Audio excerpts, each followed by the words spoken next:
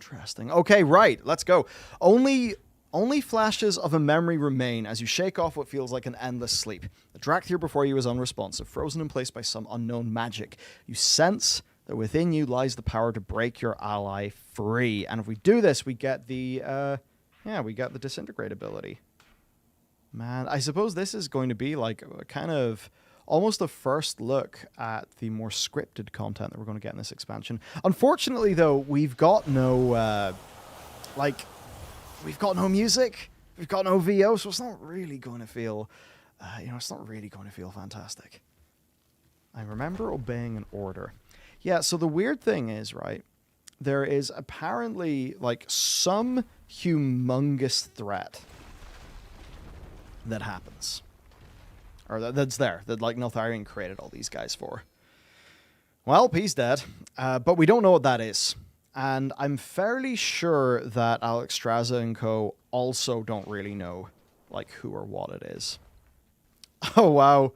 Drivar got Spyro, actually, got Spyro got in his realm. Script seems a bit bare. I think at this stage it's got to be bare for it to work, though. Right? If it's like a whole big mystery. You know what? They'll probably have some sort of cinematic or cutscene play before any of this goes down. If it's anything like what they did with the DKs. Let's see, what do talents look like? Oh, right. Talents are literally just, they're not activated at all. Damn, this class really feels weird when you've got no abilities. A lot of people are saying the Worm Mount was supposed to be the Blood Elf Heritage Quest. Interesting theory. So it could have went in any way. This is there's actually a clip that I put up that covers my frustrations at what Blizzard did there. So what we're talking about here is the 6-month mount. If you've not seen it, then honestly it'll be in your BNet launcher. Now, it was funny because I had early access to the alpha a few days, 2 days ahead of I guess it going like a little bit more publicly live. And I was walking around a place called Theron's Watch. And what do I see as the flight point? the new store mount, right? The new 6-month mount. So not only is that a mount like used in this expansion, but yeah, you could totally argue that it was originally supposed to be a heritage thing for the Blood Elves. I mean, it also could have just been a mount that you might have unlocked just in this zone by playing. Right, like a new expansion mount. But no, that's what Blizzard decided to do. And they've been doing this for a while. Yeah, Nightstalker mentioned the Fairy Dragon. Yeah, so the Enchanted Fey Dragon mount, that was actually from the Dracorium, which is a place in Warlords of Draenor. And basically what transpired is Blizzard took they took a thing from WoD, and they just sold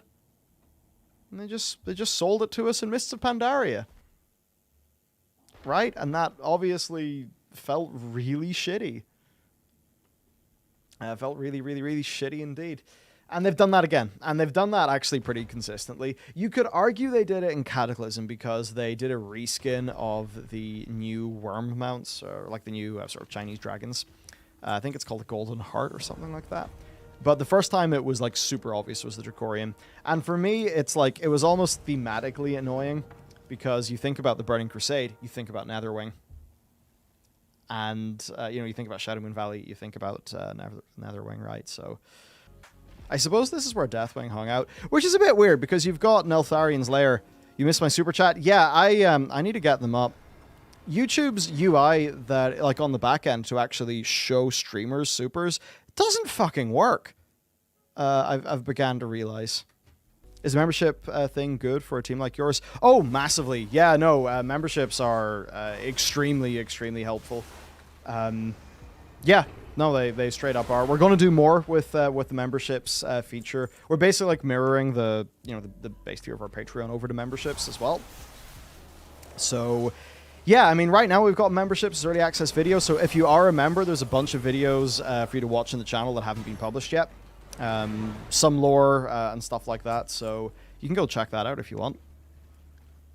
Okay, supers, right. I don't get something. If you play a craft main, how do you get the most high-level gear? because even with the work orders, it's someone else that has to craft it for you since you don't have the rate. Yeah. Okay, so this is the super chat from Eric. Yes, so crafters can make the highest quality. Oh yeah, YouTube's cut is 70-30. Twitch's is like way worse by default. So the YouTube membership system, like, it's worth more than a Twitch sub, and they just added gifted subs. They could have done better with how they added gifted subs, but they did add gifted subs, which is nice.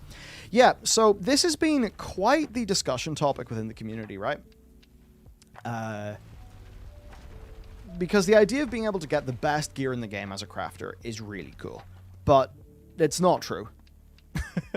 It's not true, but you can craft the best gear just for somebody else. So if they're doing that via the work order system, then they are supplying their own soulbound stuff, and then you do the craft and you collect a commission.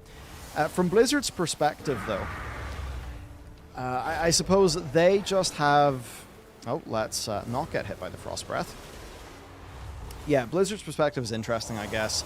They just don't want a situation where, you know, you can get the best shit in the game without, you know, without raiding, or raiding, or, you know, whatever the type of, you know, end game content we're talking about. So it's interesting. It's like, what would be the downside of just letting a crafter make really, you know, the most incredible gear? And I think for them, it's just making that crafting feel mandatory. You know, they probably don't want that to happen.